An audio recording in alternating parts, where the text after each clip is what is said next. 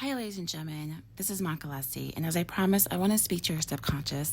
So I'm going to teach everything that we've been talking up until this point, but from a subconscious perspective with symbolism, stories, and things of that nature. So here we go. So in the beginning, there was not just one universe, but a series of nested realities, each reflecting the other in an infinite loop. Within this holographic construct, Adam and Eve were created not simply as individuals, but as aspects of a single mind. Adam represented the consciousness, the logical self.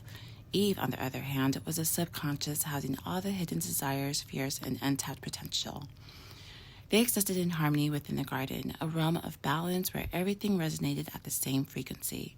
Adam knew things as they appeared, but Eve felt things as they were beneath the surface, sensing the infinite reality stretching beyond and within her.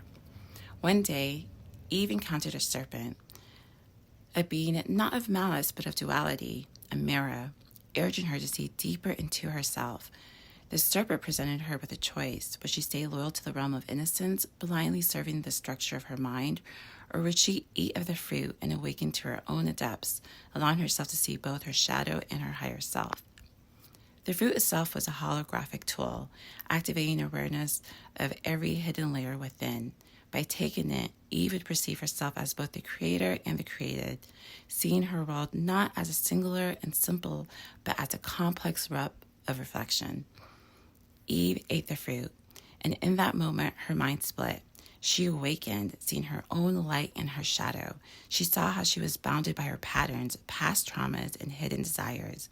But she also saw something else, a spark within her higher self, a light that showed her that she could rise above her limitations and transcend her programming. Adam, still grounded in the logical, began to fear this change. He was not ready for the depths of her awareness. His conscious mind struggled to grasp the fractal nature of her reality. But Eve was determined to integrate this knowledge, even if it meant walking through the chaos of her own shadow. As Eve and Adam were cast out the garden, the metaphor of loss of innocence and entry into self-awareness. She knew she was faced with a lifelong question. Would she stay loyal to her shadow, letting her fears, desires, and illusion run her life? Or would she align with her higher self, her divine nature, creating harmony in this holographic universe of her own mind? Each step in this new world was a test. When anger or fear arose, she had to ask, is this my shadow or my higher self guiding me? Every choice reflected back to her, reshaping the universe around her. Adam and Eve's journey became a cycle of awakening. Adam learned to trust Eve's wisdom, and Eve learned to trust the guidance of her higher self. Through this process, they learned that heaven was not lost, nor was it outside of them. It was a frequency they could tap into as they aligned more with their higher self and less with the shadow.